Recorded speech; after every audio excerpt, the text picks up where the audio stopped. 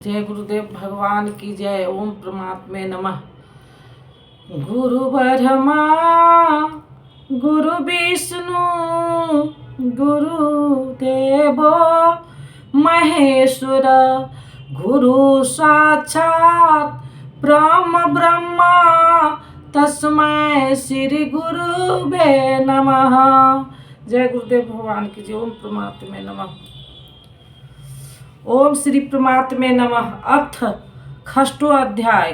संसार में धर्म के नाम पर रीति रिवाज, पूजा पद्धतियाँ, समुदायों का बाहुबल होने पर कुरीतियों का समन करके एक ईश्वर की स्थापना एवं उसकी प्राप्ति की प्रक्रिया को प्रस्तुत करने के लिए किसी महापुरुष का आविर्भाव होता है। क्रियाओं को छोड़कर बैठ जाने और ज्ञानी कहलाने की रूढ़ि कृष्ण काल में अत्यंत व्यापक थी। इसलिए इस अध्याय के प्रारंभ में ही योगेश्वर श्री कृष्ण ने इस प्रश्न को चौथी बार स्वयं उठाया कि ज्ञान योग तथा निष्काम कर्म योग दोनों के अनुसार कर्म करना ही होगा। अध्याय 2 में उन्होंने कहा, अर्जुन, क्षत्रिय के लिए युद्ध से बढ़कर कल्याणकारी कोई रास्ता नहीं है। इस युद्ध में हारोगे तो भी देवत्व है और जीतने पर महामही की स्थिति है ही ऐसा समझ युद्ध कर। अर्जुन, यह बुद्धि तेरे लिए ज्ञान योग के विषय में कही गई। कौन सी बुद्धि? यही कि युद्ध कर। ज्ञान योग में ऐसा नहीं है कि हाथ पर हाथ रख कर बैठे रहे। ज्ञान योग में केवल अपने हानि लाभ का स्वयं नीचे करके अपनी शक्ति समझ कर कर्म में प्रवृत्त होना है, जबकि प्रेरक महापुरुष ही है। ज्ञान योग में युद्ध करना अनिवार्य है। अध्याय 3 में अर्जुन ने प्रश्न किया, भगवान, निष्काम कर्म योग की अपेक्षा ज्ञान आपके श्रेष्ठ मान है, तो मुझे घोर कर्मों में क्यों लगाते हैं? अर्जुन को निष्काम कर्मयोग कठिन प्रतीत हुआ। इस पर योगेश्वर श्री कृष्ण ने कहा कि दोनों निष्ठाएं मेरे द्वारा ही कही गई है, किंतु किसी भी पथ के अनुसार कर्म को त्याग कर चलने का विधान नहीं है। न तो ऐसा ही है कि कर्म को न आरंभ करने से कोई परम मय की स्थिति पाले और आरंभ की हुई क्रिया को त्याग देने से कोई उस परम सिद्धि को पाता है। दोनों मार्ग में नियत कर्म यज्ञ की प्रक्रिया को करना ही होगा। अब अर्जुन ने भली प्रकार समझ लिया कि ज्ञान मार्ग अच्छा लगे अथवा निष्काम कर्मयोग, दोनों दृष्टियों में कर्म करना ही है। फिर भी 5वें अध्याय में उसने प्रश्न किया कि फल की दृष्टि से कौन श्रेष्ठ है, कौन सुविधाजनक है? श्री कृष्ण ने कहा, अर्जुन, दोनों ही परम श्रेय को देने वाले हैं, एक ही स्थान पर दोनों पहुंचाते हैं। फिर भी संख्या की अपेक्षा निष्काम कर्म योग श्रेष्ठ है, क्योंकि निष्काम कर्म का आचरण किए बिना कोई सन्यासी नहीं हो सकता। दोनों में कर्म एक ही है, अतः स्पष्ट है कि वह निर्धारित कर्म किए बिना कोई सन्यासी नहीं हो सकता और न कोई योगी ही हो सकता है। केवल इस पर चलने वाले पथिकों की 2 दृष्टियां हैं, जो पीछे बताई गई है। श्री कृष्ण महाराज जी बोले, अर्जुन, कर्म फल के आश्रय से रहित होकर अर्थात कर्म करते समय किसी प्रकार की कामना न रखते हुए कर्म करने योग प्रक्रिया विशेष को करता है, वही सन्यासी है, वही योगी है। केवल अग्नि को त्याग देने वाला तथा केवल क्रिया को त्यागने वाला न सन्यासी है न योगी। क्रियाएं बहुत सी है, उसमें से कार्यक्रम करने योग क्रिया नियत कर्म निर्धारित की हुई कोई क्रिया विशेष है, वह है यज्ञ की प्रक्रिया, जिसका शुद्ध अर्थ है आराधना। जो आराध्य देव में प्रवेश दिला देने वाली विधि विशेष है, उसको कार्य रूप देना कर्म है। जो उसे करता है वही सन्यासी है, वही योगी होता है। केवल अग्नि को त्याग देने वाला कि हम अग्नि नहीं छूते या कर्म त्यागने की मेरे लिए कर्म है ही नहीं, मैं तो आत्मज्ञानी हूँ, केवल ऐसा कहे और कर्म आरंभ ही न करे, करने योग क्रिया विशेष न करे, तो वह सन्यासी है न योगी। इस पर और देखे अर्जुन, जिसे सन्यास ऐसा कहते हैं, अर्जुन जिसे सन्यास ऐसा कहते हैं उसी को तू योग जान, क्योंकि संकल्प का त्याग किए बिना कोई भी पुरुष न योगी होता है और न ही सन्यासी होता है। अर्थात कामनाओं का त्याग दोनों ही मार्ग के लिए ही आवश्यकता है। तब तो सरल है कि कह दे कि हम संकल्प नहीं करते और हो गए योगी। सन्यास जी श्री कृष्ण कहते हैं ऐसा कदापि नहीं। योग पर आरूढ़ होने की इच्छा वाले मननशील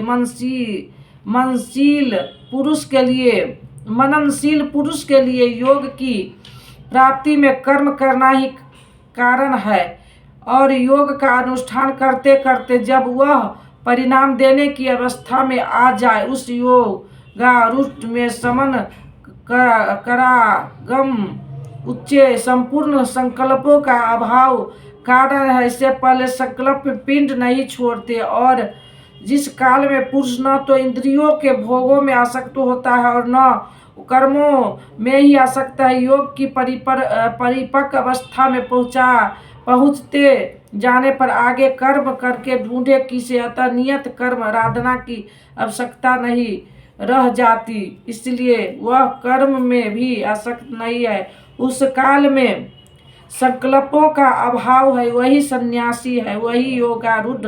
रास्ते में सन्यास का नाम कोई वस्तु नहीं है, उसे योगारूढ़ से लाभ क्या। अर्जुन, मनुष्य को चाहिए कि अपने आप अपना उद्धार करे, अपने आत्मा को अधोगति में न पहुँचावे, क्योंकि यह जीवन आत्मा सो ही अपना मित्र है और यही अपना शत्रु भी है। कब यह शत्रु होता है और कब मित्र, इस पर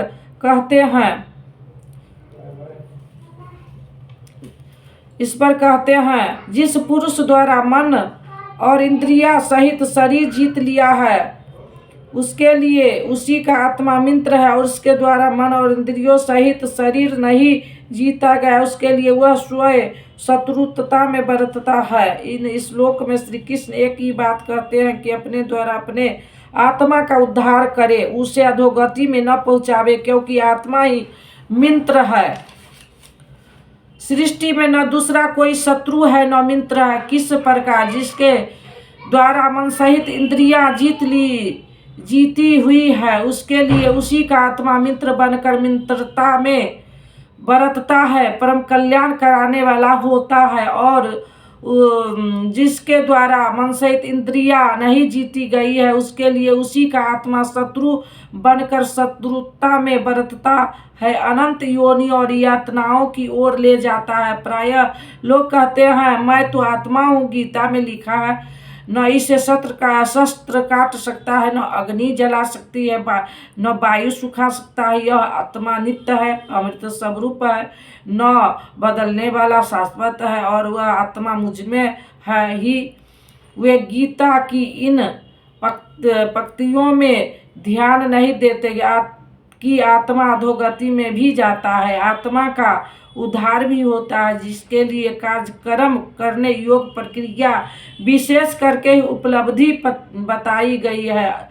अब अनुकूल आत्मा के लक्षण देखें। सर्दी गर्मी सुख दुख और मान अपमान में जिस अंतकरण की प्रवृत्तियां भली प्रकार शांत है, ऐसे स्वाधीन आत्म वाले पुरुष में परमात्मा सदैव स्थिर है, कभी विलग नहीं होता जी। आत्मा जिस आत्मा अर्थात जिससे मन सहित इंद्रिया को जीत लिया, वह वृत्ति परम शांति में प्रवाहित हो गई है। यही आत्मा उद्धार की अवस्था में है।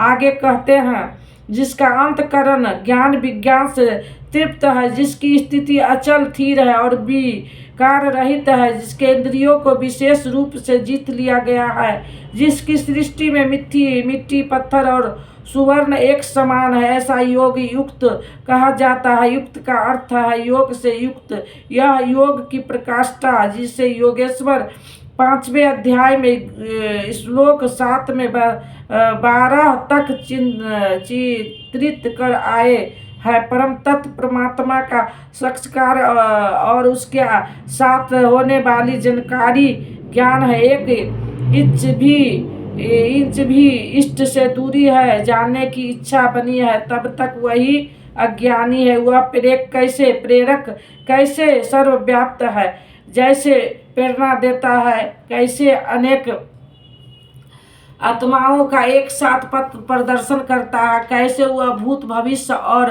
वर्तमान का ज्ञाता है। उस प्रेरक इष्ट की इस कार्य प्रणाली का ज्ञान ही विज्ञान है। जिस दिन से हृदय में इष्ट का आविर्भाव होता है, उसी दिन से वह निर्देश देने लगता है किंतु प्रारंभ साधक समझ नहीं पाता। प्रकाष्ठ काल में ही योगी उसकी आंतरिक कार्य प्रणाली को पूर्णतः समझ पाता है। यही समझ विज्ञान है। योगारूढ़ अथवा युक्त पुरुष का अंतकरण ज्ञान विज्ञान से तृप्त रहता है। इसी प्रकार योग युक्त पुरुष की स्थिति का निरूपण करते हुए योगेश्वर श्री कृष्ण पुनः कहते हैं, प्राप्ति के पश्चात महापुरुष समदर्शी और समवर्ती होते हैं। जैसे पिछले अध्याय 5 से 17 में उन्होंने बताया कि जो पूर्ण ज्ञाता या पंडित है, वह विद्या विनय संपन्न ब्राह्मण में, चंडाल में, गाय कुत्ता हाथी में समान दृष्टि वाला होता है। उसी का पूरक यह श्लोक है। वह हृदय से सहायता करने वाले सहिद्र मित्र वैरी उदासीन देशी हिदेशी बंधुगुणों धर्मात्मा तथा पापियों में भी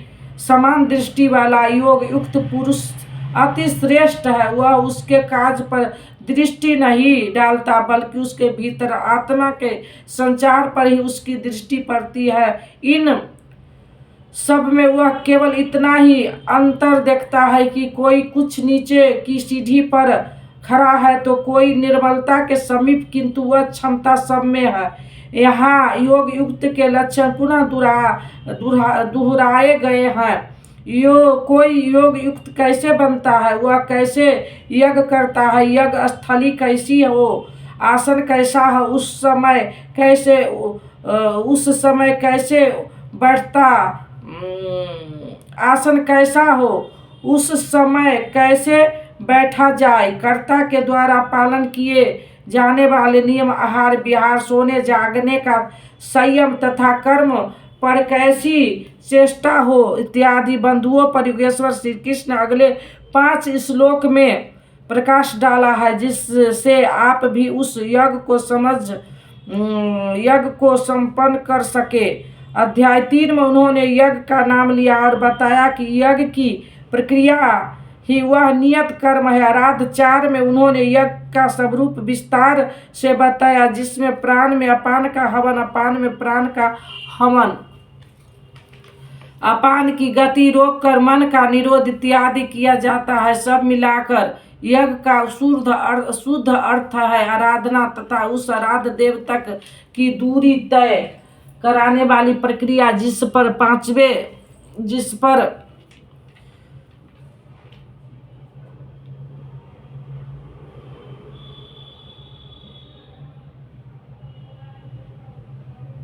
पांचवें अध्याय में भी कहा कि किंतु उसके लिए आसन भूमि करने की विधि इत्यादि का चिंतन शेष था। उसी पर योगेश्वर श्री कृष्ण यहाँ प्रकाश डालते हैं।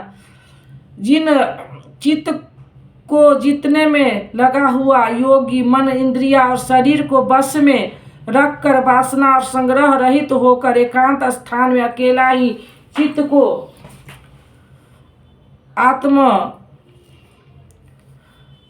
उपलब्धि कराने वाली योग क्रिया में लगावे, उसके लिए स्थान कैसा हो, आसन कैसा रहे। जय गुरुदेव भगवान की जय। 11वां श्लोक पूर्ण हुआ। अब दे दो गीता ज्ञान, मिटे अज्ञान गुरु जी हमारे, हम आए शरण तुम्हारे।